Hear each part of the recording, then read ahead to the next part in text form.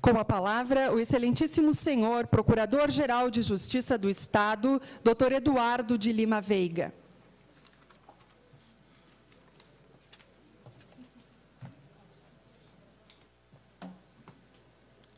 Bom dia a todos, colegas. Permitam-me saudar a todos os presentes, nas pessoas do professor Boaventura de Souza Santos e do nosso também membro da Ordem do Mérito do Ministério Público, o professor Jacques Távora Alfonsin.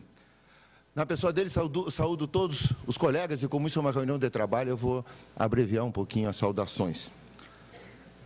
E nós estamos aqui também para ouvir o professor Boaventura, né? E por isso eu confesso que hesitei muito. E como iniciar? Como apresentar um ícone? Como agradecer o que não tem preço? A presença do professor Boaventura entre nós. Dizer que é uma honra tecer algumas palavras para homenageá-lo, além de ser pouco, dá apenas uma pálida ideia da minha alegria e orgulho por ser o anfitrião deste encontro entre o Ministério Público Brasileiro e o sociólogo, o jurista, a referência mundial na luta pelos direitos humanos. Mas eis que não desce uma hora, o presidente do STF, como um herói de banda desenhada, se não me engano é assim que chamam em Portugal as revistas em quadrinho, professor, e arte apreciada pelo senhor, vem me socorrer.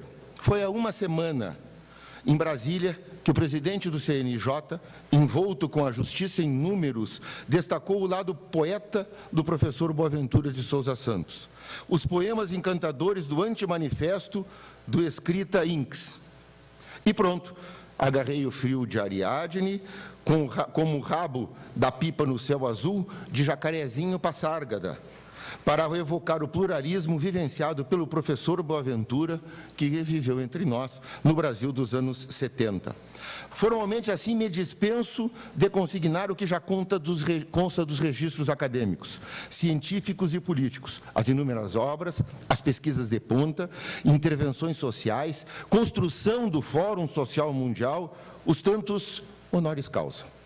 Nem precisaria dizer que o professor, como imagino que Fábio Conder Comparato o saudaria, é uma figura exemplar, inspiradora para o Ministério Público e, muito especialmente, para este grupo de trabalho, que, reanimado nesta pagelança, saberá multiplicar, de forma juridicamente consistente e efetiva, a luta pelos direitos humanos.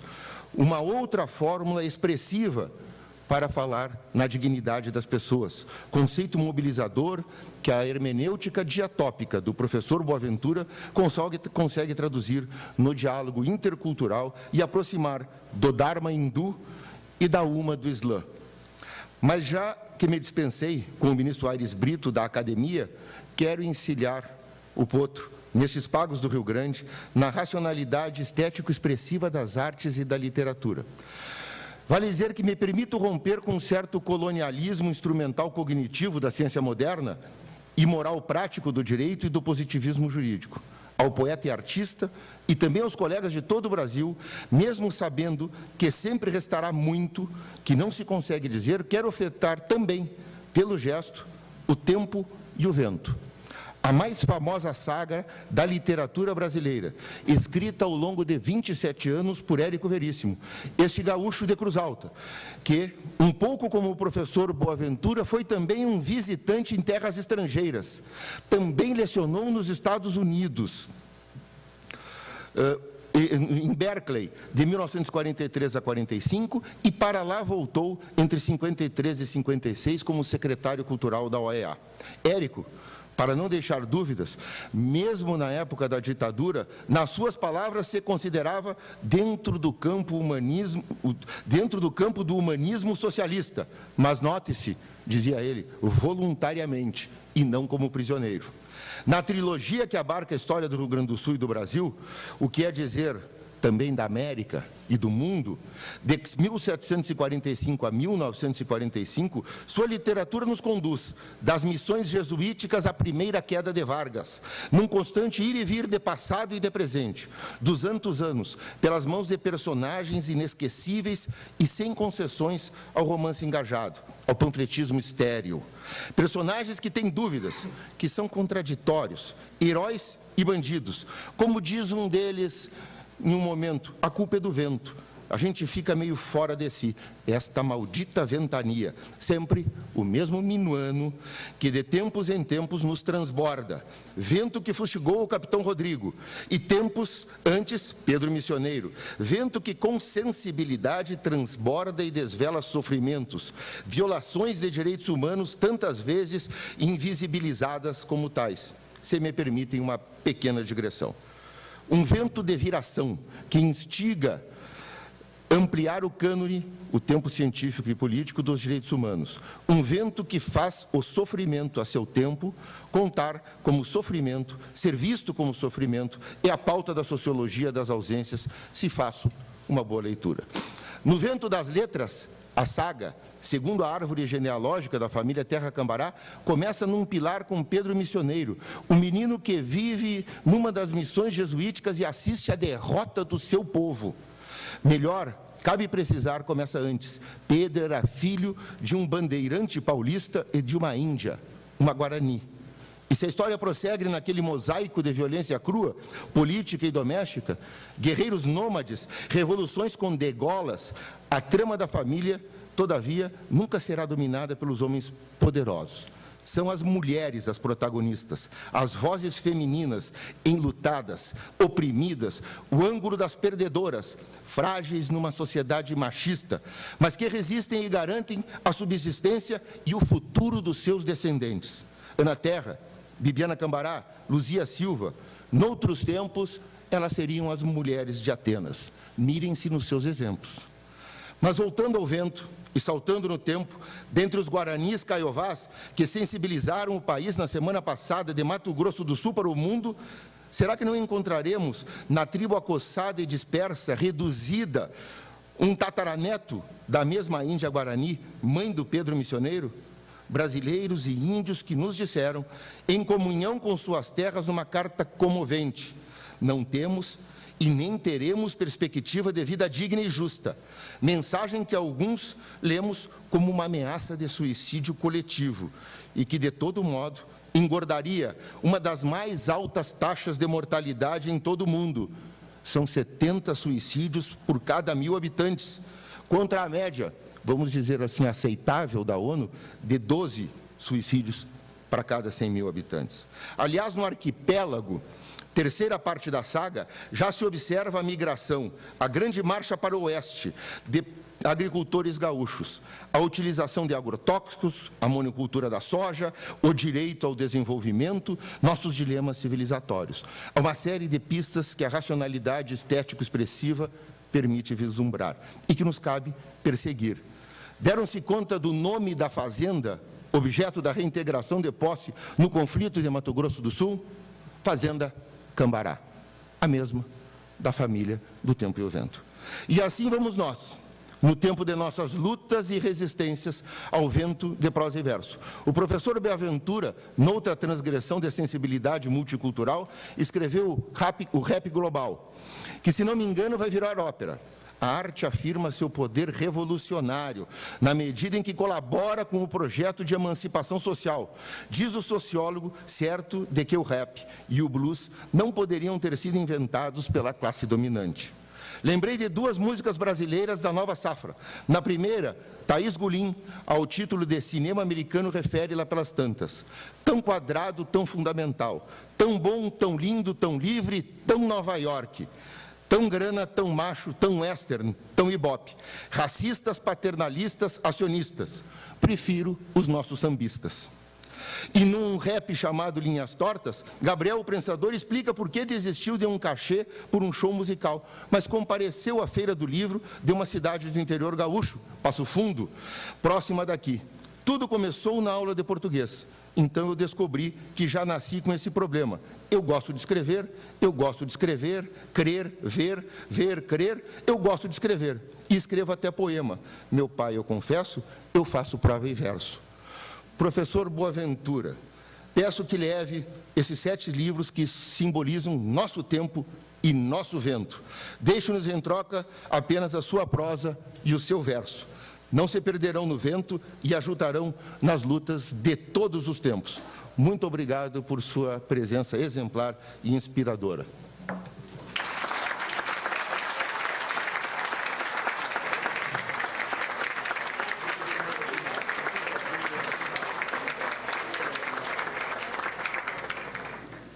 Leitura do currículo do palestrante. Boaventura de Souza Santos nasceu em Coimbra. É doutorado em Sociologia do Direito pela Universidade de Yale. Professor catedrático da Faculdade de Economia da Universidade de Coimbra. É diretor do Centro de Estudos Sociais da Faculdade de Economia da Universidade de Coimbra.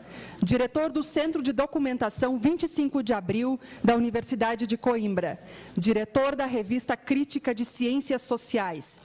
É co-coordenador científico dos programas de doutoramento em Direito, Justiça e Cidadania no século XXI, Democracia no século XXI e Pós-colonialismo e Cidadania Global. Entre os prêmios recebidos estão Prêmio Jabuti, área de Ciências Humanas e Educação, Prêmio Euclides da Cunha da União Brasileira de Escritores do Rio de Janeiro, Prêmio Reconhecimento ao Mérito, concedido pela Universidade Veracruzana do México. Prêmio de Ensaio Ezequiel Martinez Estrada, da Casa de las Américas, em Cuba. O professor tem trabalhos publicados sobre globalização, sociologia do direito, epistemologia, democracia e direitos humanos. Os seus trabalhos encontram-se traduzidos em espanhol, inglês, italiano, francês e alemão. A palavra é sua, professor. Bom dia a todos. É um prazer enorme estar aqui. Quero, antes de tudo, agradecer ao Sr. Procurador-Geral de Justiça as maravilhosas e merecidas, por certo, mas tão sinceras e tão diretas ao meu coração, nesta manhã aqui em Gramado, a primeira vez que estou no interior do estado do Rio Grande do Sul. E agradeço-lhe muito, exatamente porque elas simbolizarem muito daquilo que eu procuro ser, e fico muito feliz porque o tenha relevado aqui. Também, obviamente, estão aqui alguns queridos amigos, o Cheque Alfonsinho, obviamente, é uma referência para todos nós há muito tempo, e é com muita alegria que me junto a vós neste encontro, e gostaria de dedicar a minha palestra a um querido amigo, Irineu Guimarães, de 80 e tal anos, que faleceu ontem. Eu soube no caminho, quando vinha de Porto Alegre para cá. Porque é que o Irineu era o presidente da Associação de Moradores do Jacarezinho, quando eu vivi no Jacarezinho. Era um sapateiro, um homem ligado, na altura estávamos na ditadura, estávamos em 1970, e todo o trabalho político nas favelas, como podem imaginar, era clandestino. Ele pertencia ao PCB e obviamente, como eu não era um antropólogo normal, porque um antropólogo ou um sociólogo normal naquele tempo significava ser americano, porque só os americanos é que vinham fazer sociologia no Brasil, os brasileiros atreviam-se pouco devido às condições da ditadura. De modo que antes tive muita dificuldade em me aceitarem na favela, porque toda a gente me perguntava qual era o meu negócio, o que é que eu queria pôr a funcionar, se era um armazém de secos e molhados, afinal o que é que tu queres vender, porque era um português e um português não faz sociologia, compra e vende. Tive muita dificuldade. Bem, a certa altura consegui convencê-los que efetivamente não queria comprar nem vender nada, e queria fazer este estudo e viver com eles, e isso me fez com que eu pudesse ter acesso a muita informação que obviamente nunca era concedida a eles, aos investigadores que vinham dos Estados Unidos, sobretudo, fazer os estudos na favela. E eu obviamente, em respeito pela confiança que me fizeram, nunca mencionei sequer o nome da favela onde estive, até há cerca de 10 anos. Ela correu muito nos livros, enfim, científicos, e vamos publicá-la agora em português, como O Direito de Pasárgada, do poema do Manuel Bandeira. E não identifiquei Jacarezinho porque não queria identificar, obviamente, as pessoas, obviamente todos os nomes são fictícios, e a informação mais saborosa, mais forte, que eu podia ter para a minha tese, que certamente faria de mim um grande cientista social pela qualidade da investigação e da pesquisa e dos dados que eu podia ter, não o pus, porque, obviamente, mesmo com o disfarce do nome, poderia pôr em causa a vida das pessoas que tão generosamente, tão sabiamente colaboraram comigo. E uma delas era o Irineu Figueiredo. E de ver em breve, o livro vai sair, queria que ele estivesse na apresentação do livro, chama-se O Direito dos Oprimidos, exatamente, e tem uma longa entrevista feita por mim e por uma minha pós-doutoranda, Eladir, que fizemos em tempos diferentes a entrevista ao Irineu com as fotos da nossa visita à casa dele. Não viveu o suficiente para isso, mas aqui está a minha homenagem. O tema que vos trago aqui hoje é o tema dos direitos humanos, como não podia deixar de ser. É um tema que me apaixona, é um tema a que tenho dedicado toda a minha vida. E o que é fascinante hoje nos direitos humanos, em meu entender, é que não é possível falar dos direitos humanos sem simultaneamente criticar os direitos humanos, as concepções convencionais dos direitos humanos e, simultaneamente, lutar por eles. Eu sou um ativista dos direitos humanos, luto pelos direitos humanos e, precisamente como lutador pelos direitos humanos, tenho também uma visão crítica de muitas das concepções convencionais dos direitos humanos. É esta o aliciante nos direitos humanos, é que há muitas linguagens de direitos humanos, muitas posições dentro dos direitos humanos, e todos nós que estamos interessados nesta luta devemos saber discriminar entre as boas versões e as más versões, ou pelo menos termos consciência das consequências de cada uma das leituras dos direitos humanos, porque são muitas. Bem, o primeiro ponto que vos trago é, obviamente, esta ideia da hegemonia dos direitos humanos. Os direitos humanos hoje são hegemónicos em todo o mundo. Quem é contra os direitos humanos? Não é imaginável que alguém seja contra os direitos humanos. Isto é o melhor sinal da hegemonia dos direitos humanos. Simplesmente, quando todas as pessoas estão de acordo, alguma coisa está mal. E, portanto, há que desconfiar porque é que estamos todos de acordo sobre os direitos humanos. É porque certamente entendemos por eles coisas muito distintas. A primeira coisa que nos deve perturbar, e eu vou-vos dar um pouco inquietação, ao mesmo tempo que vou falar de uma concepção contra-hegemónica de direitos humanos, é que realmente a grande maioria da população do mundo não é sujeito a direitos humanos. É objeto de discursos de direitos humanos.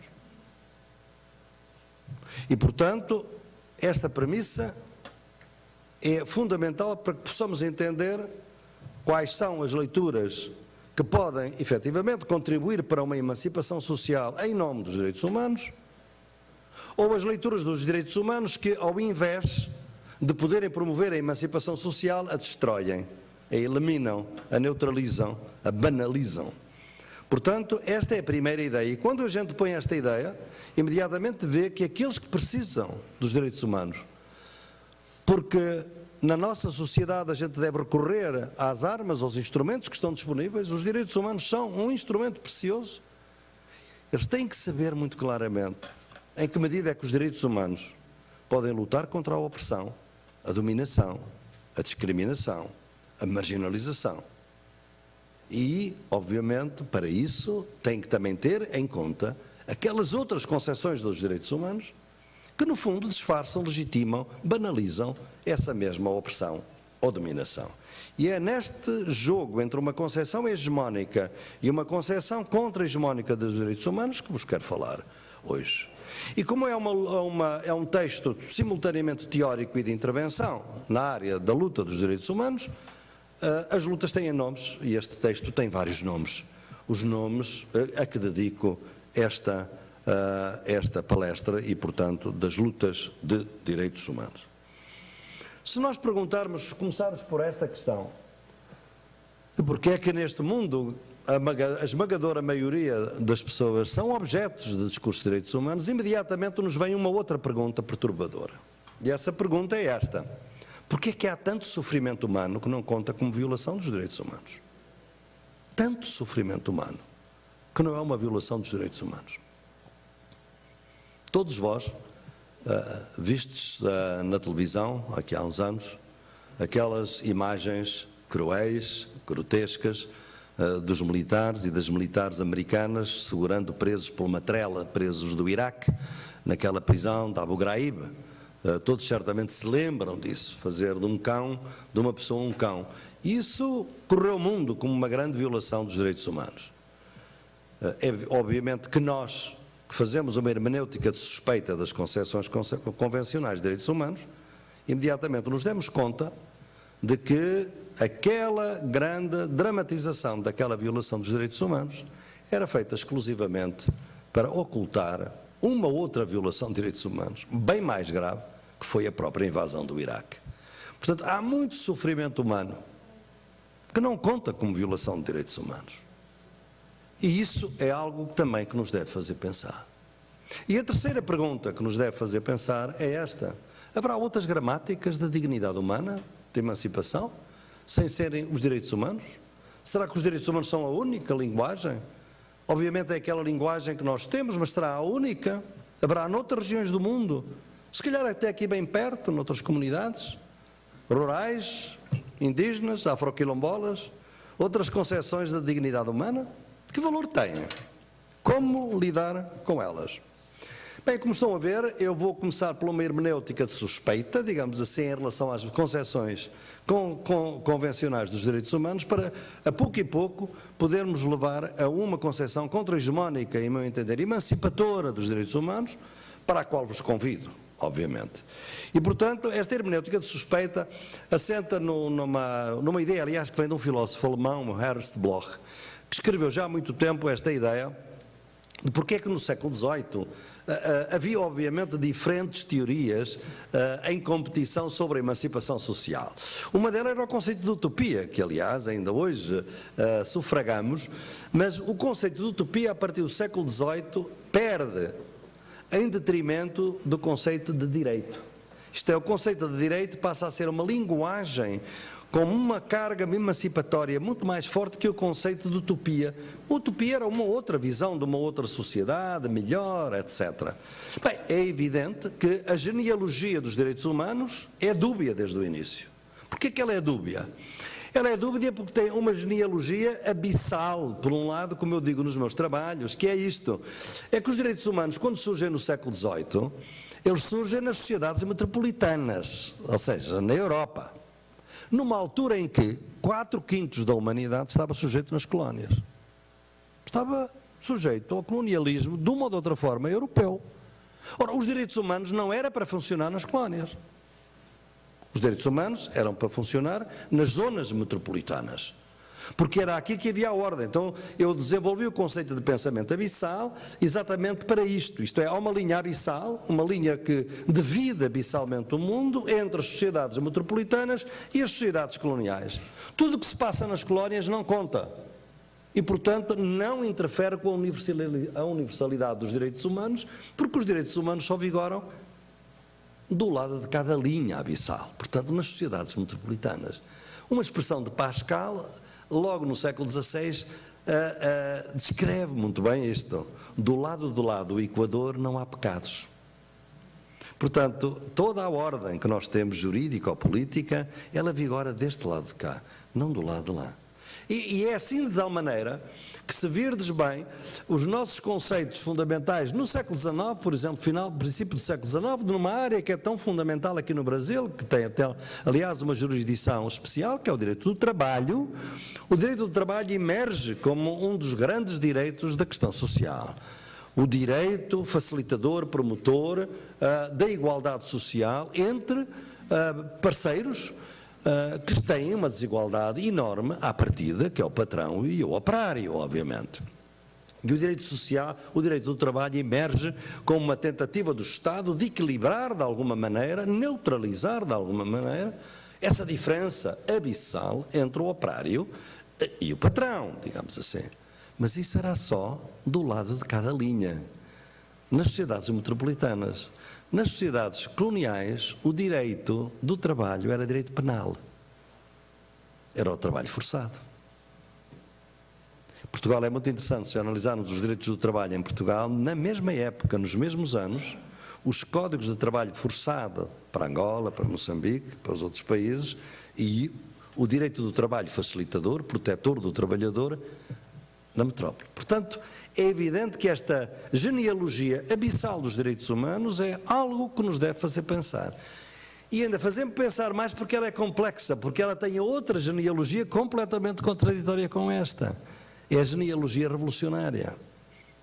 Porque as revoluções, as duas grandes revoluções modernas, não é, da modernidade, a francesa e a americana, foram lutadas em nome do direito e em nome dos direitos humanos. Portanto, o direito humano tem uma legalidade revolucionária, uma legitimidade revolucionária na sua origem muito forte.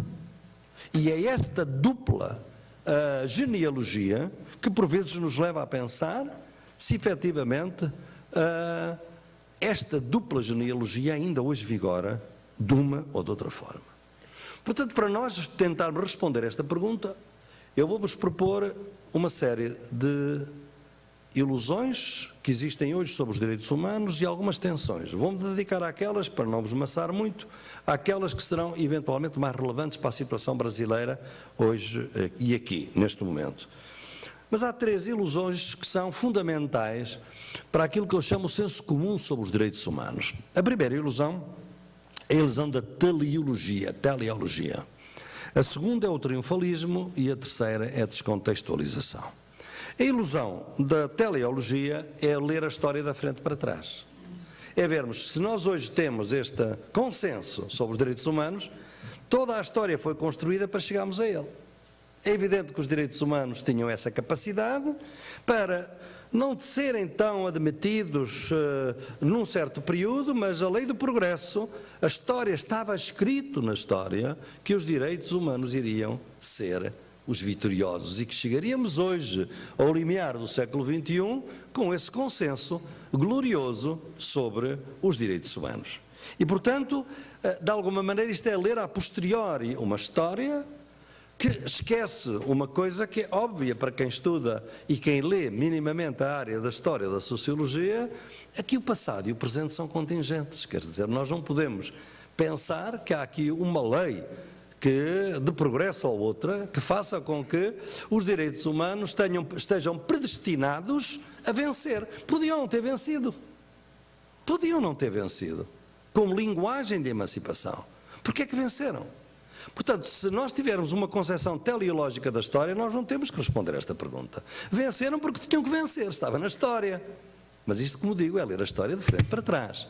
Portanto, nós temos que ver, e sobretudo temos que ver isto porque, quando começamos a analisar que, à medida que os direitos humanos se foram impondo a outras linguagens, e já vamos ver algumas delas, vamos assistir a uma coisa que vem até ao nosso presente. É que há muita violação dos direitos humanos que é cometida em nome dos direitos humanos. Nós estamos hoje em muitas partes do mundo, nas nossas sociedades, é para impor a democracia que se destrói a democracia. É para impor os direitos humanos que se violam os direitos humanos. Esta hipocrisia constitutiva dos direitos humanos está aqui desde a origem. E, portanto, ela tem muito a ver com esta concepção teleológica que, obviamente, não interessa a uma concepção contra-hegemónica dos direitos humanos. A segunda é a ilusão do triunfalismo. Os direitos humanos, pura e simplesmente, são a vitória do bem, são a vitória de um bem incondicional. Eles eram realmente a melhor gramática de todas as que estavam aí disponíveis de linguagem. É uma concepção darwiniana, digamos assim, das ideias políticas. Havia várias ideias que estavam aí e os direitos humanos foram vencendo. E esta história também está mal contada, porque ela não conta muitas coisas que foram importantes. Por exemplo, ela não conta que houve sempre que os direitos humanos em cada momento estiveram em competição com outras linguagens de emancipação social. Nacionalismo, por exemplo, fora da Europa. Na Europa o nacionalismo foi sempre conservador, mas fora da Europa o nacionalismo foi uma linguagem de emancipação. O socialismo, o comunismo, a revolução, foram outras gramáticas alternativas aos direitos humanos. Estiveram em competição com os direitos humanos até há bem pouco tempo. Até aos anos 80, nós podemos dizer, e nem se sabe hoje se essa competição acabou. Não nos deve fazer pensar o facto de que os grandes movimentos de libertação contra o colonialismo no século XX, nomeadamente em África, que lutaram lutas tão difíceis, por exemplo, contra os colonizadores portugueses, que teimaram em ficar em África mais tempo, todos estes movimentos que lutaram pela libertação nunca usaram a linguagem dos direitos humanos para nomear as suas lutas. Ou seja, tinham outras linguagens, tinham outras maneiras de referir a emancipação social.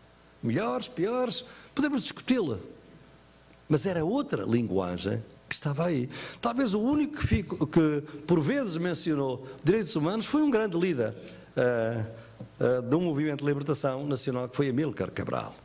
Mas muito pouco. Havia outras linguagens mais ricas, mais fortes, segundo eles, para nomear as suas lutas e para fazer avançar. Portanto, para nós vermos o mérito dos direitos humanos, ele não pode decorrer apenas de ter ganho esta competição. Porque nós temos de saber porque é que a ganhou. Ele tem que ter um mérito intrínseco para além do mérito de ter ganho. Ou seja, temos de saber porque é que ganhou. E quando fazemos esta pergunta, entramos com algumas perturbações ou inquietações também da história convencional. E isto leva-nos à última ilusão, a descontextualização. É que os direitos humanos, ao longo destes 200 anos, foram usados para coisas muito diferentes e para coisas muito contraditórias. Houve períodos em que só uma parte do mundo é que fazia violação dos direitos humanos, a outra não fazia. Aqueles mais velhos que se lembram da Guerra Fria sabem muito bem que só havia violações de direitos humanos no Bloco de Leste. No Ocidente não havia violações de direitos humanos. E foi por isso que um grande povo, solidário, como eu sempre estive com eles, e que lutei, na medida do possível, pela sua independência, o povo de Timor-Leste Loroçai, que foi um povo martirizado exatamente porque houve um silenciamento total das violações de direitos humanos que estavam a ser cometidas, e só um massacre de Santa Cruz, como alguns se lembrarão, que um jornalista conseguiu filmar, é que trouxe e conseguiu desbloquear um silêncio de 20 anos dos massacres dos timorenses. Porquê? Porque os timorenses estavam do lado de cá, e do lado de cá não há violações de direitos humanos. A Indonésia não cometia violações de direitos humanos porque era um país amigo dos Estados Unidos. Ora, isto de critérios duplos na avaliação dos direitos humanos é, obviamente, uma constante, e, portanto, nós temos que descontextualizar, ver esta descontextualização para reconstitucionalizar, porque senão não entendemos porque é que os direitos humanos foram usados para coisas tão contraditórias. Choca-nos, talvez, e aí tendes o livro da Hannah Arendt, que vos pode ajudar, como é que foi em nome de um fervor beato, aliás, piedoso, e em nome dos direitos humanos, que o Robespierre ordenou o terror. Uma violação massiva de direitos humanos, em nome dos direitos humanos. E se nós tivermos em conta o que disse Napoleão ao chegar ao Egito, em 1798, ouçam, porque há alguns que conhecem um pouco a história da colonização do Novo Mundo, veem como nada mudou entre o século XV, XVI e o século XVIII, XIX. Egípcios, podeis dizer que nós viemos para vos oprimir e abolir a vossa religião, mas eu digo-vos que nós viemos aqui apenas para restaurar os vossos direitos em relação aos vossos opressores. E foi assim que o Napoleão justificou a invasão do Egito. Ora bem, se virmos bem, esta dupla genealogia dos direitos humanos, ela vai ter, a partir de 1848, a partir das revoluções que nós consideramos normalmente burguesas, isto é, aquele momento que se começa com a Revolução Francesa e Americana e que depois se consolida nas revoluções de 1848, é quando a burguesia chega ao poder. Isto é, ela já tinha poder económico, mas vai ter poder político. E no momento em que ela tem poder político, ela defende os direitos humanos de uma forma despolitizada. Isto é, os direitos humanos é o momento em que a gente começa a ver que os direitos humanos já não estão ligados à Revolução Francesa, à Revolução Americana, mas estão totalmente desligados dessa tradição revolucionária e apenas dizem respeito a uma evolução social pacífica, lenta, gradual, possibilista, despolitizada. Isto é, os direitos humanos passam a ser muito mais despolitizados. Até porque os direitos humanos passam a ser centrados nos Estados. Estão a ver? Os Estados que, entretanto, depois de 1848, são aqueles Estados, o modelo dos quais era o modelo, obviamente, o modelo latino-americano, que é o Estado de Westfália, que depois se consolida perfeitamente e que vai ter o monopólio do Estado, do direito. Começa, obviamente, na França, um tempo antes, com o Código francês, o Código Civil, mas depois é toda uma tendência de pôr o direito como monopólio do Estado. E, portanto, o direito perde esse caráter revolucionário, esse caráter, e com ele os direitos humanos, esse caráter de transgressão. E é por isso que a primeira revolução moderna que é feita contra o direito é a Revolução Russa. A Revolução Americana e a Revolução Francesa são feitas em nome do direito. A Revolução Russa é contra o direito. É porque entre aquele período, entre uma e outra, o direito tinha-se transformado no direito do Estado, do rule of law. Portanto, não há direito fora do Estado. Não há o direito dos indígenas, não há o direito das comunidades, não há o direito dos comerciantes, que, como sabem, era um direito riquíssimo no século XIX, que cada comércio tinha praticamente o seu direito comercial, não é? Os pedreiros de uma forma, os marceneiros de outra, os comerciantes de outra.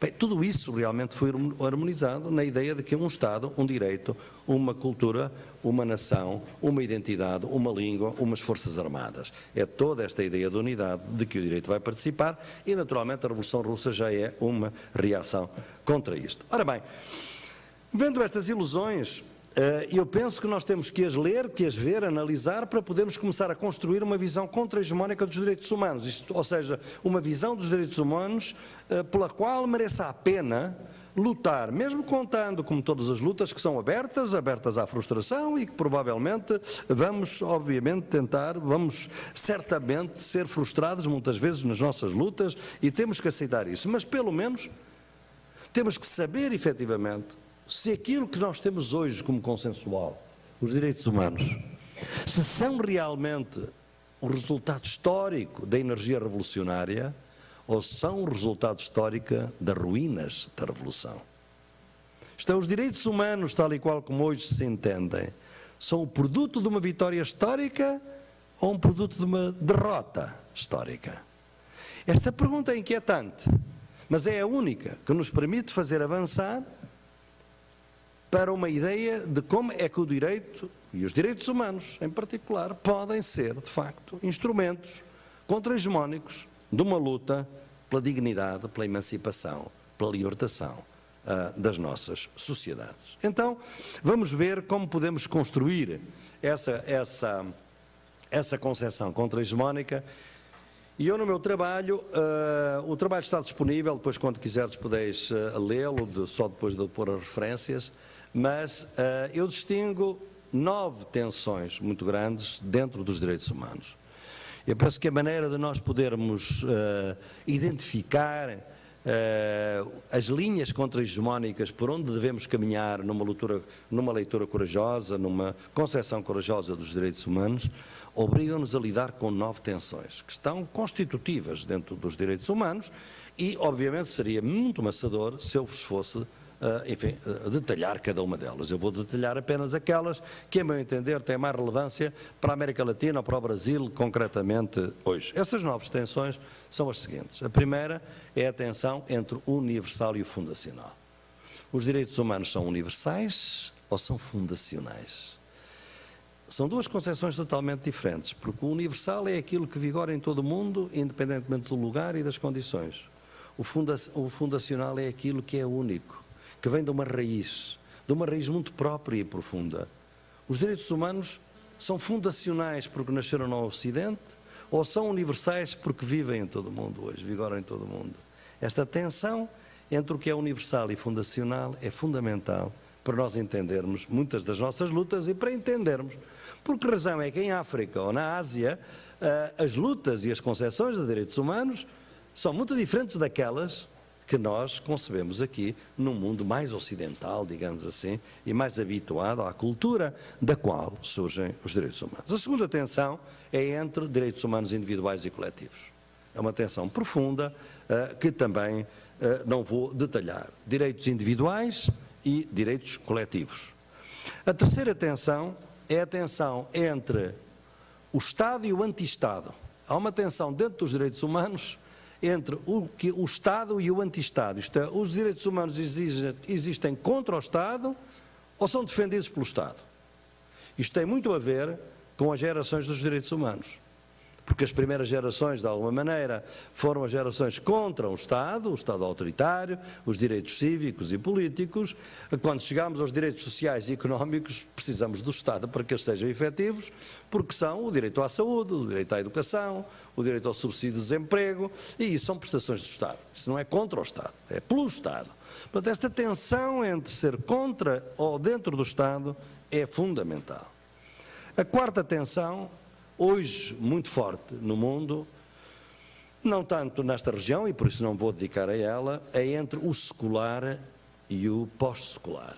Portanto, a ideia dos nossos direitos humanos são seculares, ou seja, fazem uma separação absoluta entre a religião e o Estado, entre o secular e o religioso. Há muitas sociedades onde essa tensão existe e é muito forte, aliás, nas nossas também o é, mas não é da mesma forma.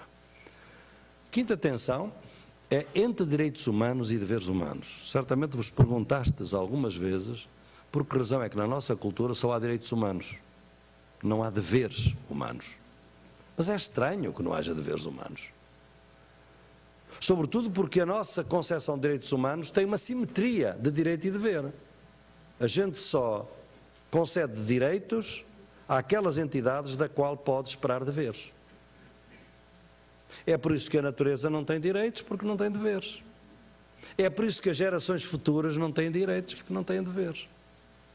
Portanto, a nossa concepção dos direitos humanos está feita nesta base da equação, mas a verdade é que nós só privilegiamos os direitos humanos. Ora, temos muitas outras culturas no mundo que, ao contrário, elas privilegiam os deveres humanos. Talvez isso explique por que razão é que há bombistas suicidas, como sabemos, ditos por nós, obviamente, ditos pelas suas famílias, são mártires, como o cristianismo teve os seus mártires no princípio. A ideia de um dever incondicional pela qual se dá a vida. É uma lógica de dever que é muito estranha ao nosso, que não tem esta forma, digamos assim, mais dramática, mas que tem outras formas. Quando vedes, por exemplo, e podeis ver, os agricultores sul-coreanos ou indianos, mais de 30 mil este ano se suicidaram por não poderem pagar as suas dívidas. É uma concepção de deveres que não é muito própria da nossa cultura. A sexta tensão é entre direitos dos humanos e direitos dos não humanos, seja a natureza, sejam os animais. A sétima é entre o direito à igualdade e o direito ao reconhecimento da diferença. A oitava é entre a razão de Estado e a razão dos direitos. Ou seja, a continuidade dos direitos humanos e a descontinuidade dos Estados. E a última é entre o direito ao desenvolvimento e outros direitos e os conflitos que surgem entre eles. Eu só vou falar destas três últimas e, portanto, não vou mencionar nenhuma das outras, porque seria fastidioso.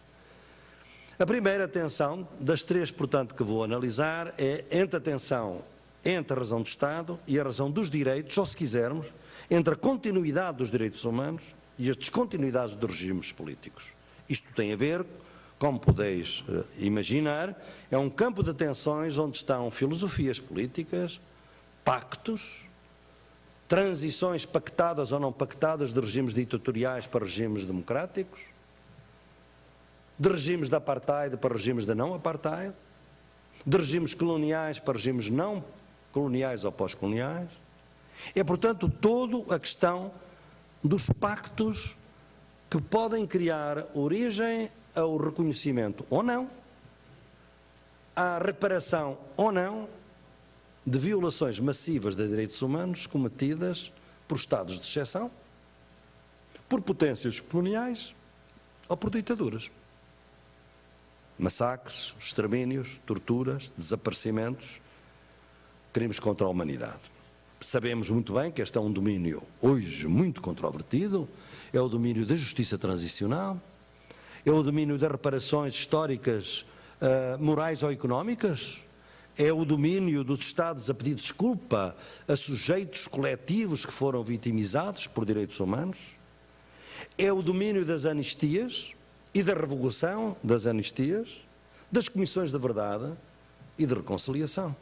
É toda uma área forte que tem neste momento no Brasil, obviamente alguma ocorrência, e que teve recentemente na África do Sul, depois do fim do apartheid, também uma saliência extraordinária e uma grande lição que pode ser para todos nós, porque foi anunciada inicialmente como uma grande vitória e obviamente foi um mons parturiens, a montanha pariu um rato na África do Sul, com consequências que só o futuro poderá determinar. No Brasil, a Comissão de Anistia do Ministério da Justiça, criada em 2001, ela vai garantir o processo da justiça de transição, limitado naturalmente pela natureza conciliada, pactada da transição democrática. Todos sabeis o que é que isto significou e significa hoje no Brasil. Não teria nada de novo a dizer-vos, só vos dizer que por vezes estas comissões podem passar por períodos, mesmo dentro de um pacto e dentro dos condicionamentos macropolíticos do pacto, eles podem ter mais movimento ou menos movimento.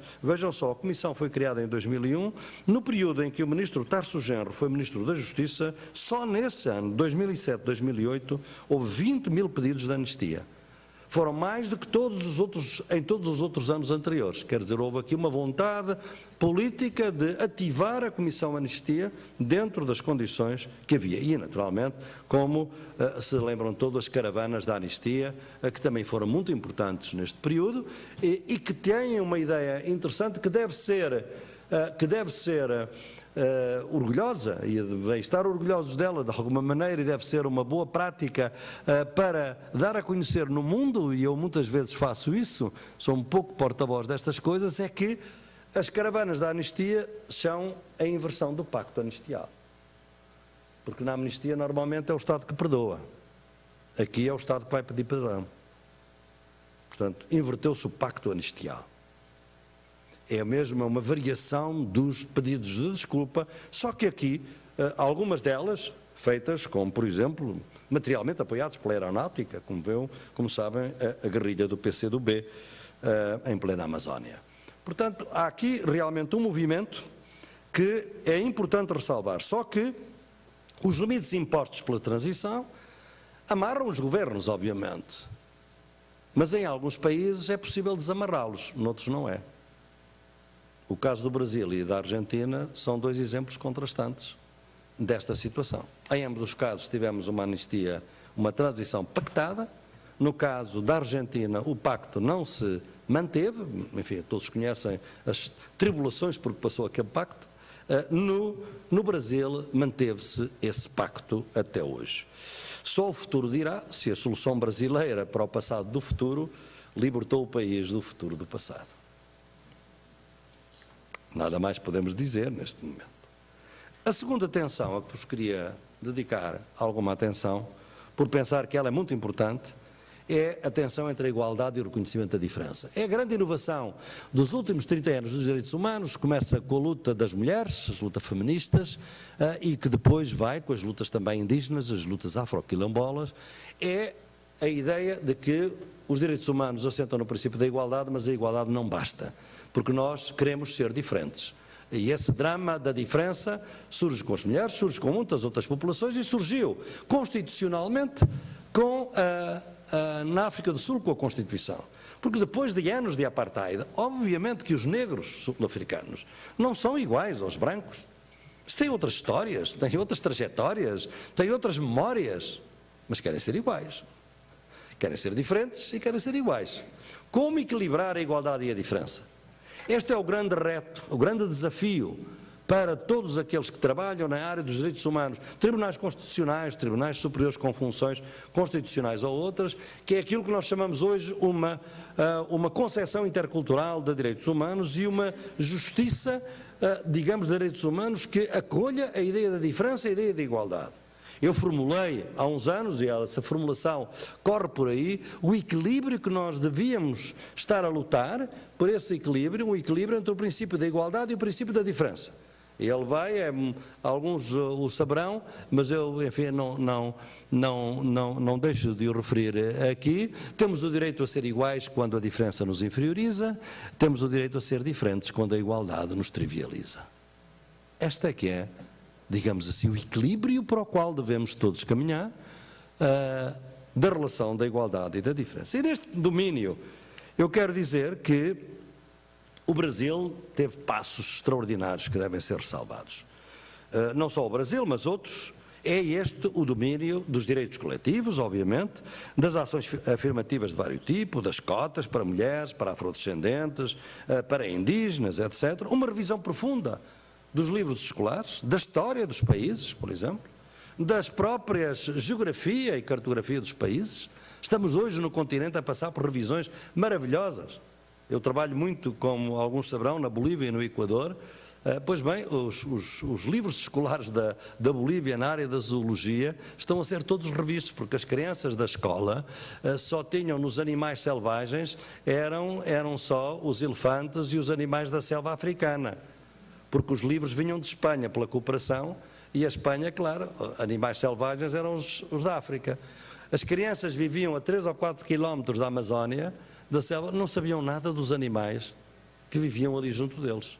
Vejam, portanto, esta ideia de desfamiliarizar e impedir o conhecimento das realidades que são próximas. Mas a revisão histórica, os direitos especiais ao território, direito à terra, os direitos ao território, as reservas indígenas e quilombolas, os terrenos quilombolas, é este um campo novo, em que eu penso que o Brasil está a emergir com um espelho novo no século XXI. E vou-vos dar 2 exemplos que me parecem muito salientes. O Brasil está a querer-se olhar como um país mais inclusivo, mais diverso, mais apostado na justiça histórica, penso eu, com todas as limitações que isso tem. Ao contrário de muitos daqueles que pensam que não há racismo no Brasil, eu continuo a dizer que temos esta situação. Realmente não há raças biológicas, mas há racismo.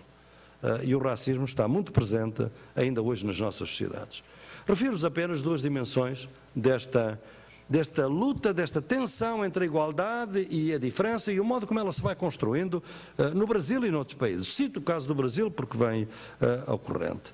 Naturalmente são as ações afirmativas, são as cotas, aqui também o ministro Tarso Genro teve um papel e o governo de Lula tiveram um papel muito grande, hoje temos uma lei federal. Curiosamente isto ocorre 20 anos depois de um deputado federal. Espero que alguns dos mais velhos ainda se lembram do nome dele, porque é um homem extraordinário da história deste país. Abdias do Nascimento, 1983, deputado federal, põe uma ação no Congresso em que pede mecanismos de compensação para o afro-brasileiro após séculos de discriminação. E vejam o que ele propõe em 1983. Uma reserva de 20% das vagas para mulheres negras e 20% para homens negros nos candidatos a serviço público. Bolsa de estudo. Incentivos em empresas do setor privado para a eliminação da prática da discriminação racial. Incorporação da imagem positiva da família afro-brasileira no sistema de ensino e na literatura didática, bem como a introdução da história das civilizações africanas e do africano no Brasil. Estamos em 1983. Nada disto foi aprovado, mas passaram-se 20 anos e pouco nós vamos tendo algumas políticas públicas nesse sentido. E aqui é muito importante ressalvar o trabalho que está a ser feito pelo Conselho Nacional de Educação, que tem neste momento, como sabeis, dos seus relatores e dos seus membros, pessoas, aliás, que por acaso são minhas amigas, uma delas foi minha pós-doutoranda, foi a professora Nilma Gomes, de Minas Gerais, de Belo Horizonte, que foi presidente da Associação Brasileira de Pesquisadores Negros e é hoje membro da Comissão Nacional de Educação. O parecer dela, de 2010, revisto depois em 2011, sobre a questão dos preconceitos, dos estereótipos raciais na literatura infantil, é absolutamente modular a nível mundial. Pela ponderação, pela moderação, por não tentar ofender a qualidade literária, reconhecer a qualidade literária, mas reconhecer o estereótipo racial. Os preconceitos que impede, claro, todos sabem de que é que me estou a referir, estou-me a referir às caçadas de Pedrinho de Monteiro Lobato. E todos estão a pensar toda a polémica que isso levantou. Mas o que é interessante é que, ressalvado no Conselho Nacional de Educação o caráter literário da obra, o que se procura fundamentalmente é que se contextualize sociologicamente, isto é uma luta de direitos humanos, para que realmente os negros naquela história não tenham apenas imagens negativas. E, portanto, os estereótipos raciais possam ser, efetivamente, revistos. E é curioso isto porque o Brasil que emerge daqui é um Brasil, e eu analisando, estando dentro e fora, digamos assim, desta sociedade simultaneamente, é um país mais luminoso, porque não é nem romanticamente está rendido à ilusão da democracia racial, porque a democracia racial é uma aspiração, não é uma realidade hoje em dia ainda, mas também não está devorado por aquele racismo verrinoso que condena cada um ao seu gueto identitário, brancos aqui, negros aqui, etc. Acho que estamos a caminhar para um outro limiar que me parece muito importante. E nessa linha é muito importante ver dois pareceres recentes da Comissão Nacional de Educação, um sobre a educação básica, indígena, e a outra quilombola. Também aqui dois relatores, e o relator da educação indígena é uma indígena, Rita Sarmento, que é uma potiguara do Ceará, e que é uma grande educadora, e que é ela que escreve esse parecer, e a Nilma Gomes para a literatura, digamos assim, a educação quilombola. São conquistas que por enquanto estão no papel. Há muitas coisas nos direitos humanos que são assim, e é a vossa responsabilidade por vezes trazer do papel para a realidade, que são revoluções cartoriais.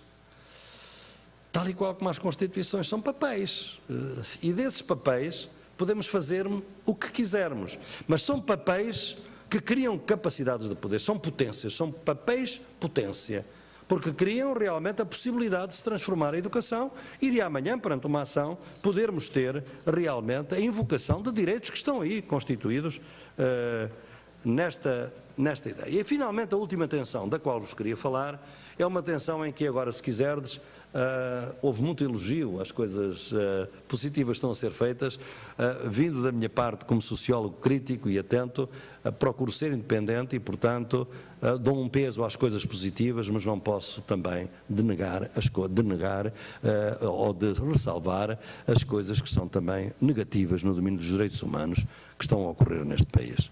E é essas que me vou referir agora. E essas têm duas dimensões. Três dimensões, se quiserdes.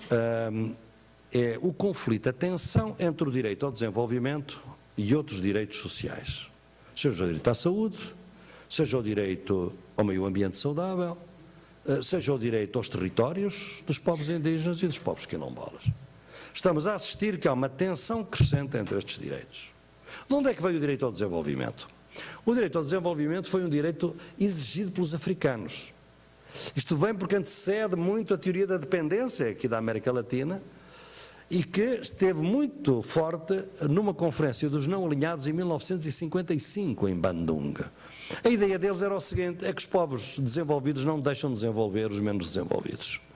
E, portanto, digam o que disserem. Porquê? Porque os povos menos desenvolvidos, o que é que eles produzem?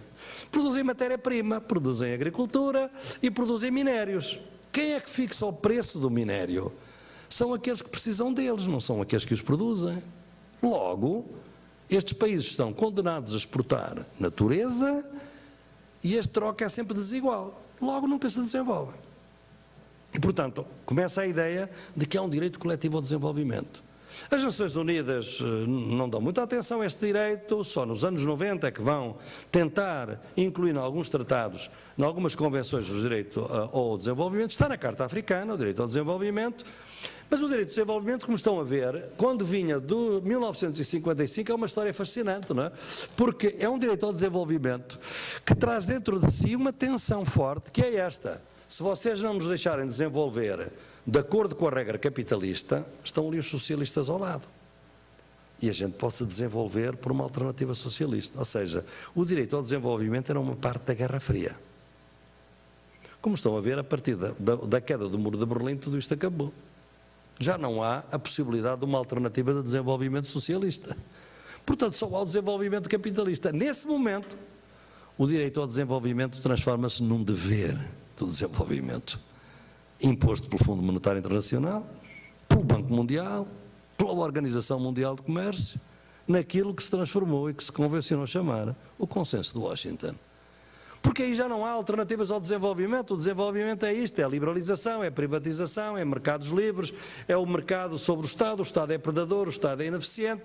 Enfim, as receitas que todos vós conheceis, de que foi o novo dever do desenvolvimento. E esse modelo, que é o modelo em que estamos, é um modelo extremamente antissocial, exatamente porque não tem muita sensibilidade às políticas sociais, por esta razão simples: é porque é um modelo de abertura transnacional, liberalização dos comércios, comércios livres, privatizações, acesso direto ao investimento direto, perder os investidores nacionais, perderem direitos especiais no seu próprio país. Ou seja, vejam como é que isto se resolve, como é que isto evolui. É que as políticas sociais de proteção dos trabalhadores, das classes sociais mais populares, são todas nacionais. O modelo que se está a criar é transnacional. E esse modelo transnacional não prevê políticas sociais. Só são políticas económicas. E vamos ter uma tensão entre políticas sociais nacionais e políticas internacionais. O drama maior desta tensão catastrófica é, obviamente, a Europa neste momento. É exatamente o espelho deste resultado. Mas porquê é que isto não acontece aqui? Pelas seguintes 3 razões, que eu vos vou referir, que chegamos neste momento ao princípio do século XXI com o modelo. Em primeiro lugar, há 3 características muito rápidas que podeis ter em mente. A primeira é esta: é que o sistema mundial evoluiu extraordinariamente e surgiram aquela divisão que havia. Não era só a divisão leste-oeste, era a divisão norte-sul, primeiro mundo, terceiro mundo, etc. Ela tornou-se muito mais complexa. E tornou-se complexa, inclusivamente, com o nascimento dos BRICS, dos quais o Brasil é um deles. Portanto, estes países intermédios surgiram com uma lógica distinta, com uma lógica que é simultaneamente de cooperação e de antagonismo em relação aos Estados Unidos e à Europa, procurando criar alguns espaços de autonomia e, portanto, criam aqui uma nova estrutura que é difícil de entender dentro daquele modelo que havia do direito ao desenvolvimento. Porque os BRICS hoje são 42% da população mundial, são 20% do produto interno bruto, são 15% do comércio internacional. Só que não têm o poder correspondente. Quem manda no Banco Mundial são os americanos, quem manda no Fundo Monetário Internacional é a Europa e na Organização Mundial de Comércio são os 2. Estes países não têm ainda o poder no governo mundial de acordo com a sua potência económica. Como não conseguem ganhar por dentro, estão a ganhar por fora. Talvez saibam que terminaram em Nova Delhi e vão continuar na África do Sul as negociações do Brasil, da África, da Rússia, da China e da Índia para criar um Banco Mundial alternativo. É um banco do desenvolvimento dos BRICS, é assim que eles chamam. E para não alertar o Norte, isto é, os Estados Unidos, e para não os assustar, dizem que é um banco complementar do Banco Mundial, mas que obviamente é um banco rival que está a ser criado com todas as características. A segunda característica do modelo em que nós estamos, e para o qual eu peço a vossa atenção, porque é muito importante, é que pela primeira vez o capitalismo está a atingir o limite de carga do planeta. Temos uma crise este ano, 2012, não é a Sandy agora nos Estados Unidos, que é muito interessante, porque ela mostra efetivamente que Manhattan não pode ser reconstruída como existia antes. E o governador já o disse. são os índices climáticos extremos que tivemos este ano, em 2012, até agora, no Ártico, na Índia e nos Estados Unidos, mostram que há mudanças climáticas muito sérias que estão por aí. Com secas, com inundações, com os glaciares, etc. Portanto, nós estamos aqui num momento em que o capitalismo atinge os limites ecológicos da sua sustentabilidade.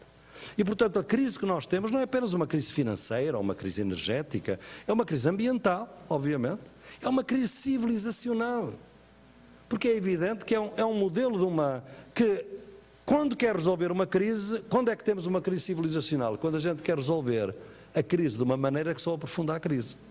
Vejam hoje os brasileiros, conseguiu-se meter na cabeça dos brasileiros que o sonho da sua vida é comprar um carro. Isto é resolver uma crise criando outra.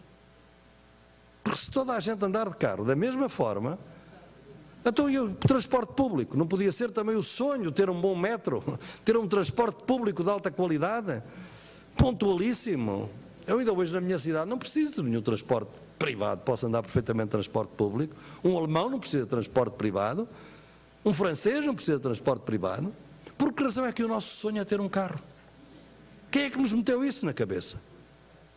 Ora bem, são os modelos de desenvolvimento que estão a levar para uma crise civilizatória que se mostrou muito aqui na Rio +20. O Rio +20 foi um fracasso enorme, rotundo, através de uma cumplicidade entre as elites políticas dos países mais desenvolvidos, a Europa e os Estados Unidos, e naturalmente os BRICS, o Brasil à frente dos quais, que quiseram dar prioridade aos lucros das suas empresas em detrimento do futuro da humanidade.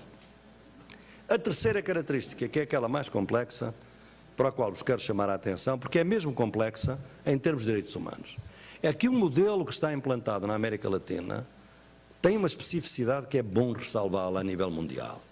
É que a partir da década de 2000, e no caso da Venezuela, 1998, chegaram ao poder neste continente, e só neste continente, governos progressistas que são emanações de movimentos sociais, de fortes movimentos sociais, que vieram com uma ideia de desenvolvimento social, mas com redistribuição social. E isto é que é a grande novidade deste modelo neoliberal que não quer saber de redistribuição social, mas aqui foi possível fazê-lo. São políticas compensatórias, não têm nada revolucionário, foram propostas pelo Banco Mundial, o Bolsa Família é uma proposta do Banco Mundial. Mas que pela sua dimensão fez com que, segundo alguns cálculos, nestes anos todos, a classe média brasileira passou de 38% para 53%. Isto é um avanço sociológico, é uma transformação sociológica profunda. Não se pode de maneira nenhuma recusar. Nós temos, portanto, aqui direitos sociais que foram conquistados por estes governos, digamos assim, progressistas, consideraram isto, é que as oligarquias na América Latina diziam sempre que a esquerda não quer desenvolvimento. A esquerda chega na América Latina ao poder numa altura de boom dos recursos naturais, em que eles pela primeira vez têm mais poder económico, mais valor económico que as mercadorias. É por isso que tendes aqui um país com uma base industrial extraordinária, que é o Brasil, cujo dinamismo neste momento é primário, é o setor primário. São recursos naturais e a agricultura. Não é a indústria que está a animar o Brasil. Essa está mais ou menos calma. Isso chamamos, os economistas e os sociólogos chamam isto a reprimarização da economia brasileira. Portanto, isto é uma inversão do pacto anterior, onde os produtos das commodities eram realmente mais baratos. Porque é que isso foi possível? É o comum ao capitalismo da China, obviamente, e a especulação financeira que está a ter lugar com os produtos agrícolas e com os minérios. E é aqui, portanto, que estes governos, chegando ao poder, entram exatamente num sistema que é esta a situação em que a gente está na América Latina e para a qual chamo a vossa atenção. É que este regime, este modelo de desenvolvimento, é tão flexível na distribuição social como é rígido na acumulação. Isto é, como é rígido no crescimento. Ele tem que crescer, e se é para crescer pelos recursos naturais, tem que crescer pelos recursos naturais ou pela fronteira agrícola, e tudo que surge no seu caminho deve ser destruído. É empecilho, é obstáculo, é paisagem que deve ser destruída. E aqui ouve-se muitas vezes este argumento. É que não podemos ter tudo. Querem Bolsa Família, querem realmente que as pessoas comam 3 vezes por dia, são direitos sociais importantes, educação. Pois bem, não podemos ter tudo, temos que aceitar violação dos direitos dos indígenas, dos quilombolas, problemas ambientais, saúde coletiva. Não podemos ter tudo. Ora, é muito pouco este tipo de argumentação, porque ela pode, obviamente, tentar-se encontrar uma forma em que os direitos da redistribuição da renda não colidam necessariamente com os outros direitos que estão aí. E os casos que vos vou mostrar são casos que mostram, efetivamente, que o que é preocupante neste momento é que o poder extrativista, como nós lhe chamamos, isto é, dos recursos naturais e da fronteira agrícola, tem mais poder político que poder económico. Ele não alimenta as populações, porque realmente não é ele que alimenta. Dá trabalho, obviamente. Isso é importante. Mas tem um poder político superior ao seu poder económico e, portanto, transforma o seu modelo em modelo hegemónico. E tudo o que aparece, as locomotivas da soja, do petróleo, do gás natural, da fronteira agrícola, da mineração, são tão potentes que tudo o que surge no seu caminho é para trucidar. Se for um obstáculo, a locomotiva tem que seguir. Isto está a acontecer aqui e está a acontecer noutros territórios, como vos vou chamar a atenção. Este boom dos recursos naturais é, portanto, extremamente preocupante. Porquê? Porque está a criar uma incompatibilidade entre direitos humanos, quando a nossa teoria era a da indivisibilidade. Isto é, os direitos humanos devem-se lutar por todos os direitos humanos. Aqui há uma certa ideia de incompatibilidade. Isto é, para termos estes direitos sociais, temos que arrasar o meio ambiente, não há outra maneira de fazer. Bem, é aqui que nós entramos com uma outra concepção. Isto é, e quando terminar o boom dos recursos naturais? Na história do capitalismo, eles duram entre 5 e 10 anos. Quando terminarem? Quando não houver dinheiro para as políticas compensatórias, porque não há este boom de recursos. Quando as águas estiverem tão contaminadas e o índice de câncer que temos neste país, neste momento, índices de câncer mais elevados no campo do que na cidade, devido aos agrotóxicos, que tornam o sistema de saúde insustentável. Quando as águas estiverem contaminadas e as florestas totalmente desmatadas. Quando tudo isto acontecer, quando os povos indígenas forem suicidados coletivamente, ou forem expulsos das suas terras e andarem pelas cidades à procura de um lugar que, obviamente, para o qual nunca terão lugar, digamos assim. Este discurso, hoje feito aqui, pode ser que até que tenha algum convencimento aqui junto de vós, mas é considerado um discurso distópico, típico do pensamento crítico, treinado para os maus augúrios e com nenhuma atração nos mídia. Porque realmente o que é preciso é aproveitar o boom e acabou. Nada mais. Ora bem, vou-vos mostrar 3 casos onde eu penso que nós devíamos substituir, e para terminar, as da incompatibilidade à indivisibilidade. O primeiro é entre o direito ao desenvolvimento e o direito à saúde. Em vários continentes, nós estamos a assistir, a África é absolutamente dramática neste sentido aqui, mas também a América Latina, à concentração de terra. À transformação da terra e dos vários espaços para reserva agrícola, por vezes, de países estrangeiros. O Kuwait está a comprar terra em África como sua reserva agrícola. Isto é para os do Kuwait, não obviamente para os africanos. Como reserva de água.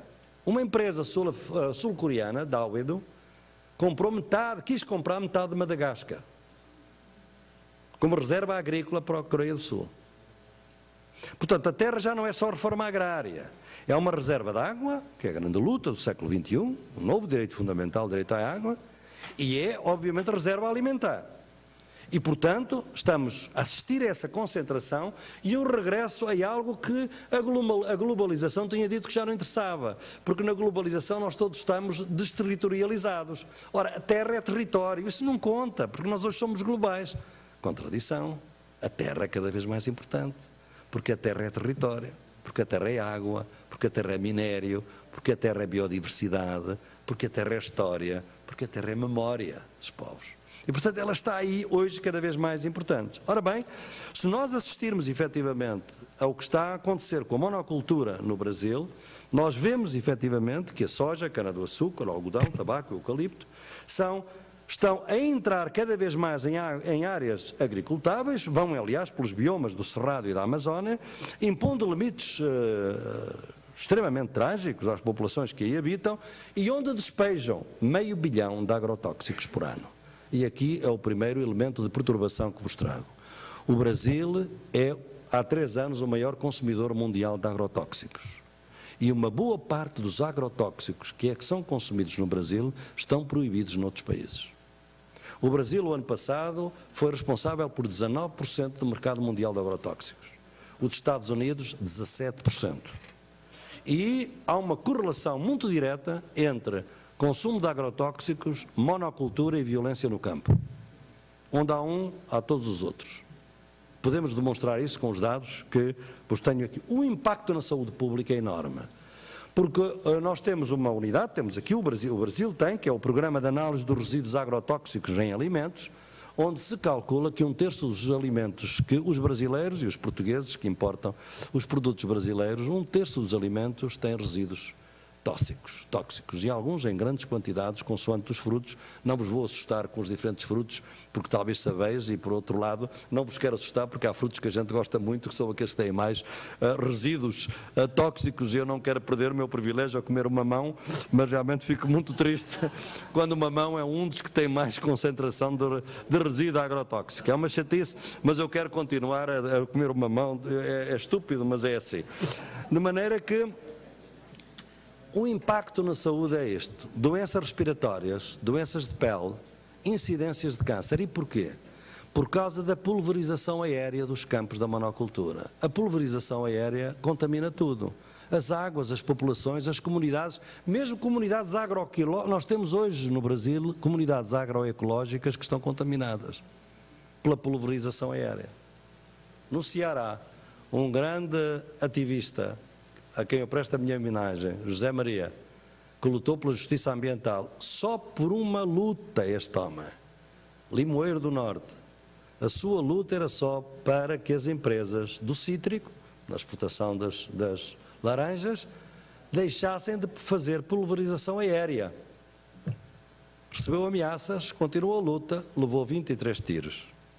Hoje há um movimento chamado Movimento 21, vão à net e vejam realmente que é um movimento resultante da morte deste grande ativista. E é por isso que vos aconselho a juntarem-se à luta em que eu estou, que é a campanha contra os agrotóxicos e pela vida, que é uma campanha que está a ser lançada a nível nacional e internacional, porque junta consumidores e produtores, e onde está, à frente das quais está uma associação brasileira de grande prestígio, que é a Abrasco, que talvez conheçam, a Associação Brasileira de Saúde Coletiva. E, portanto, é esta uma das dimensões. A segunda dimensão tem a ver com os direitos aos territórios dos povos indígenas e quilombolas e, sobretudo, dos povos indígenas. É que as áreas de grande concentração da monocultura são também as áreas de maior violência no campo. Segundo os dados do CIMI, que normalmente ninguém põe em causa, dos 43 indígenas assassinados em 2012, 60% ocorreram no Mato Grosso do Sul. E vem a ligação entre a monocultura, a violência, e também Mato Grosso e Mato Grosso do Sul têm o maior consumo de agrotóxicos dentro do país. Ora bem, este modelo, sendo assim, é um modelo que está a ir contra os direitos humanos coletivos reconhecidos internacionalmente pelos povos indígenas, a Convenção 169 da Organização Internacional do Trabalho e a Declaração das Nações Unidas de 2007. Ou seja, nós temos direitos humanos dos povos indígenas, alguns integrados já no direito local, no direito nacional, no caso da Bolívia e do Equador, estão na Constituição, o próprio Brasil, mas que não regulamentam esses direitos e que os estão a violar sistematicamente. Há aqui uma contradição, uma tensão nítida entre o direito ao desenvolvimento e o direito aos territórios dos povos indígenas, que estão consagrados na Constituição. E esta tensão, em meu entender, foi disso que falei também no Conselho Nacional de Justiça, que ela tem que ser resolvida, porque estamos a assistir o quê? Há algo que é extremamente grave, que é o seguinte, e os senhores do Ministério Público têm uma responsabilidade nisto. Nós estamos em vários países deste continente em que os dirigentes indígenas, os líderes indígenas e camponeses estão a ser incriminados pelas leis antiterroristas. O Chile, 200 no Equador, no Peru, no Chile, não vou mencionar o Brasil, são onde os dirigentes estão a ser incriminados ao abrigo de leis antiterroristas. Qual é o seu crime? Bloquear estradas para não deixar entrar as madeireiras, as empresas de mineração ou as empresas da fronteira agrícola nos seus territórios. Defender os seus territórios. É evidente que as leis antiterroristas não foram criadas para os incriminar. Deviam ser outras.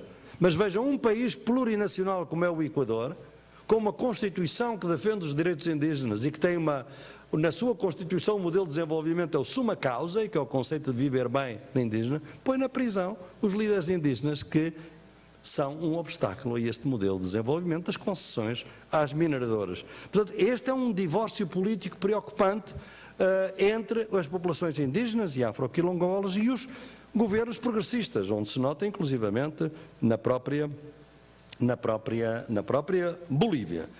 E vejo aqui que no Brasil os instrumentos jurídicos que estão em pauta estão a asfixiar a luta indígena e a luta quilombola.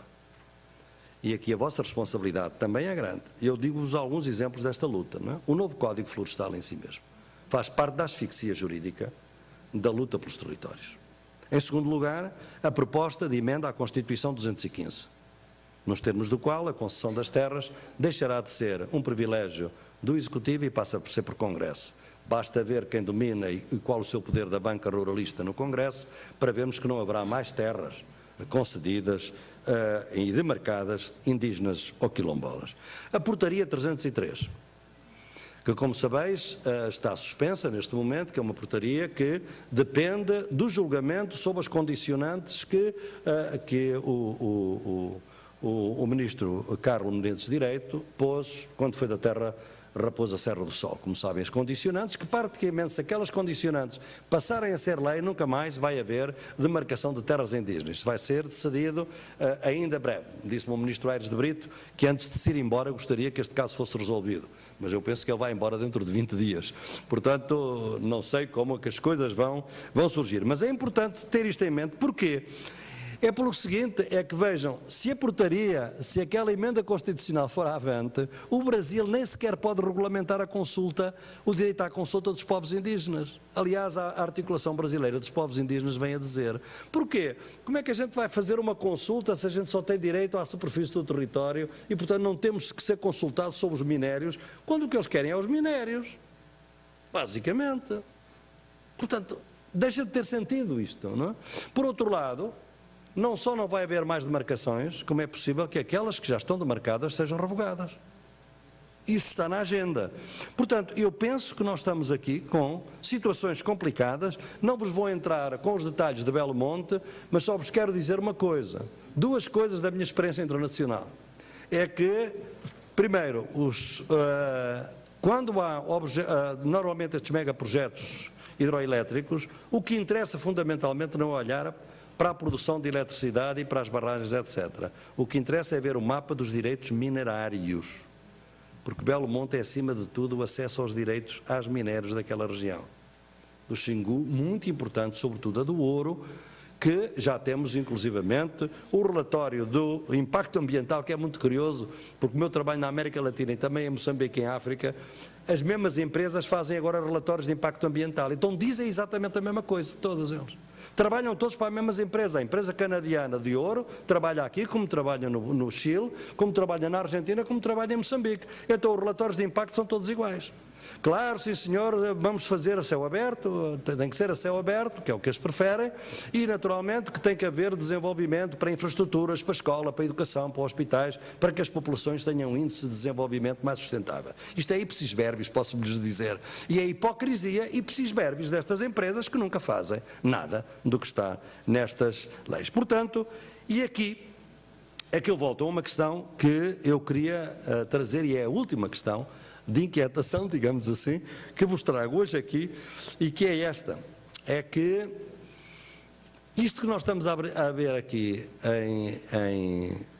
no Brasil e na América Latina, eu estou a vê-lo neste momento também em Moçambique. E as empresas são as mesmas. E uma delas é uma multinacional brasileira chamada Vale do Rio Doce. E a Vale foi eleita em 2012, não sei se todos sabem, a pior empresa do mundo. A empresa mais nociva do mundo por uma organização muito respeitada, chamada Public Eye, podem ir à net, porque a cerimónia da entrega do prémio, obviamente que é um prémio negativo, como podem, a Vale não veio recebê-lo, não é verdade?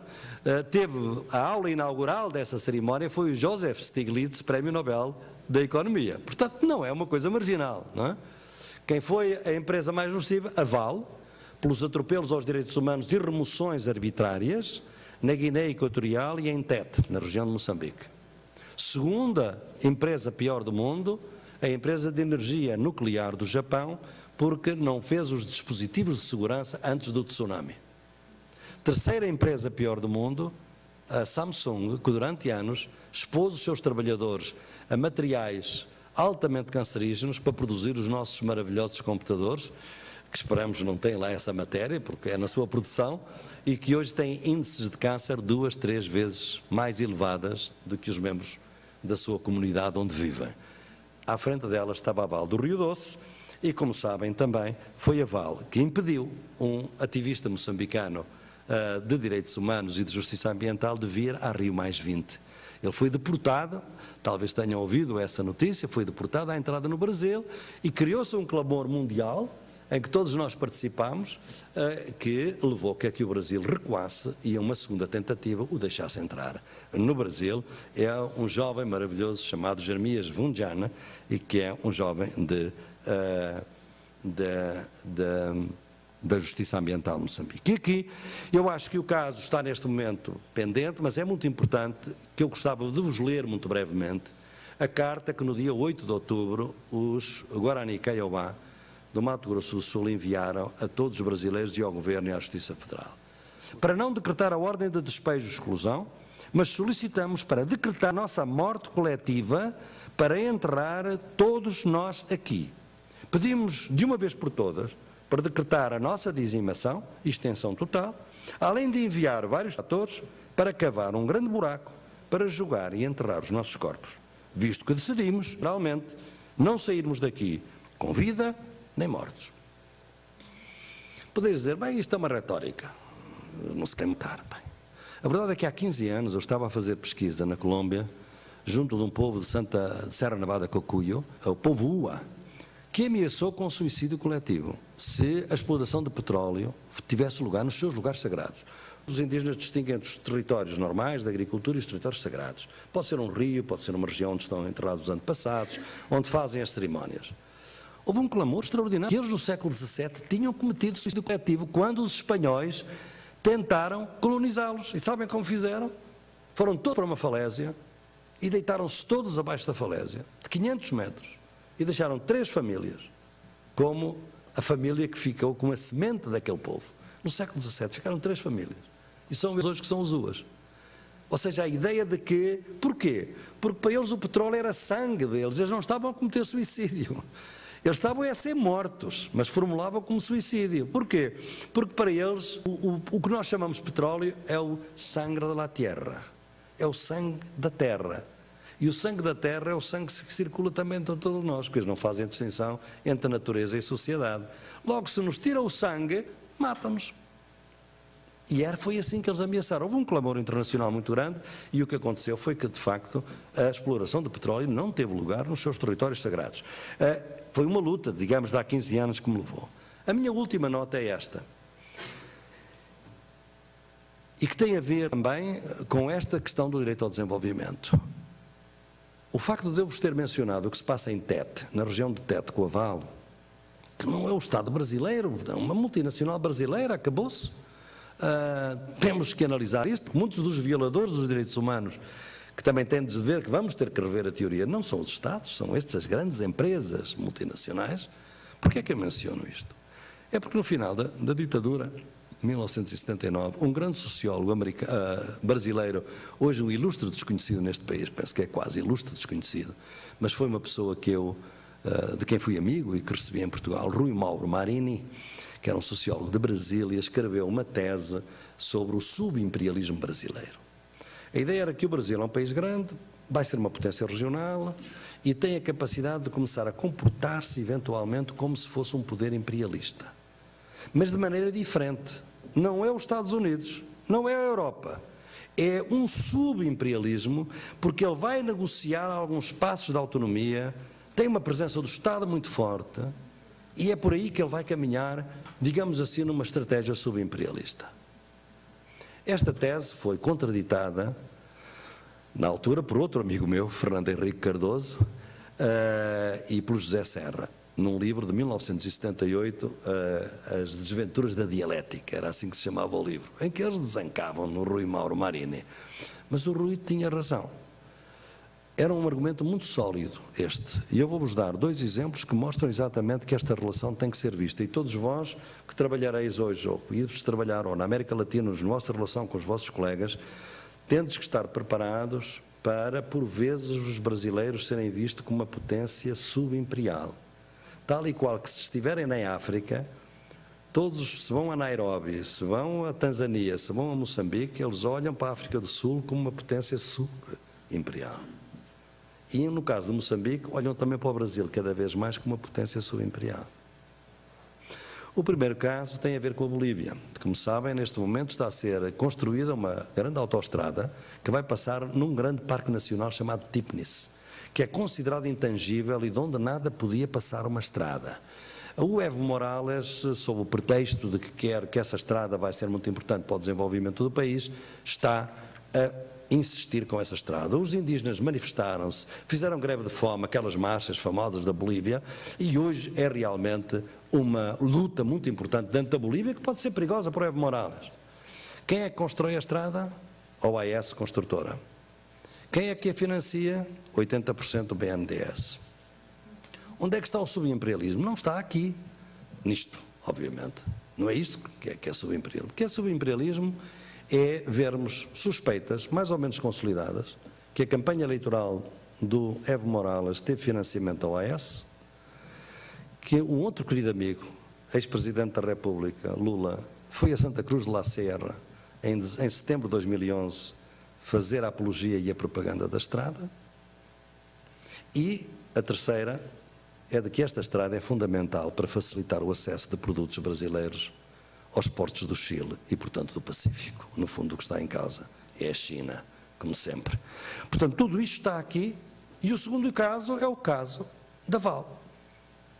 O que a Vale está a fazer em Tete, remoções sucessivas de populações, contratos que dizem que as casas têm que ter um determinado patamar e uma certa qualidade, que depois não têm nada, com 47 graus dentro de casa, na região onde aquilo é construído, onde ninguém pode viver, obviamente, com toda a violação, com a proibição dos militantes de direitos humanos a entrarem nos territórios da sua jurisdição.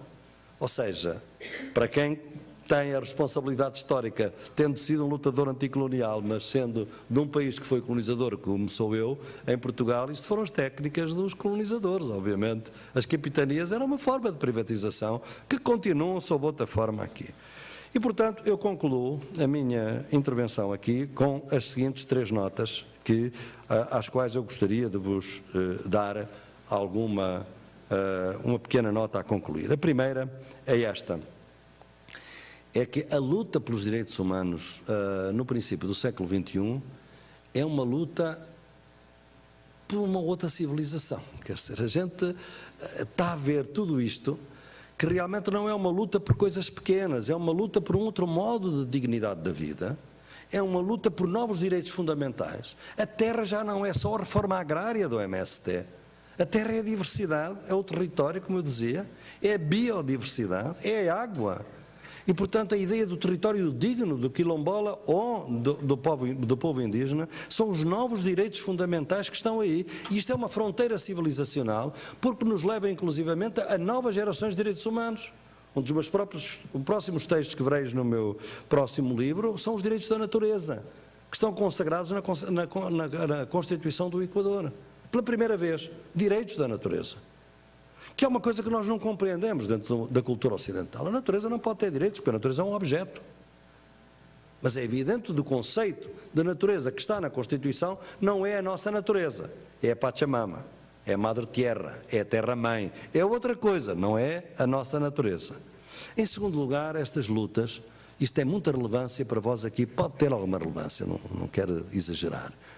É que nós, nas sociedades que estiveram sujeitas ao colonialismo e que têm agora este modelo de desenvolvimento extrativista, há 2 conceitos de representatividade política que deveis ter em atenção. As democracias funcionam com um conceito de representatividade política óbvio e bem, e todos nós o apoiamos. É a representatividade pela extensão, pela quantidade. As maiorias. Conta-se os votos, quem ganha é a maioria. Representatividade pela quantidade, pela extensividade. Mas nas nossas sociedades há uma outra representatividade, que é a representatividade pela qualidade, pela exemplaridade, pela unicidade. Porquê? Porque eu ouço muitas vezes o argumento, aqui no Brasil, com pessoas altamente responsáveis dentro do governo federal, que dizem, professor Boaventura, está bem essa coisa dos direitos indígenas e tal, dos povos indígenas, mas quanto é que eles valem eleitoralmente? 200 mil votos no máximo. Ou seja, o valor deles é mínimo.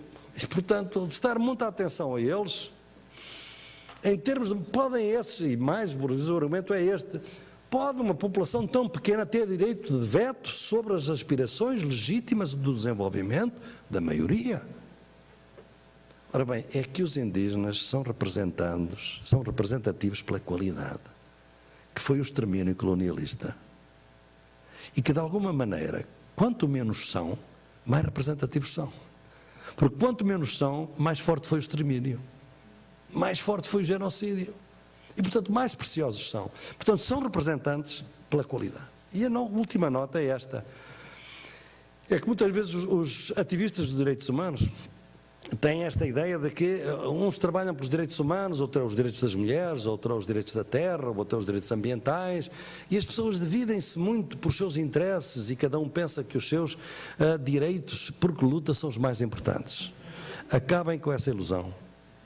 Todos os direitos são absolutamente importantes. Não estou, de modo nenhum, a pôr em causa as áreas e os grupos de trabalho que tendes dentro da vossa organização. De maneira nenhuma. Mas não percam muito tempo a decidir qual é a luta mais importante e qual é a luta, porque aqueles que estão a destruir os direitos humanos não olham aos termos, não olham às áreas. O ataque à dignidade humana e à humanidade vem de todos os lados e vem indiscriminadamente. Portanto, se nós levarmos muito tempo a discutir como lutar, pode ser que um dia não tenhamos por que lutar. Muito obrigado.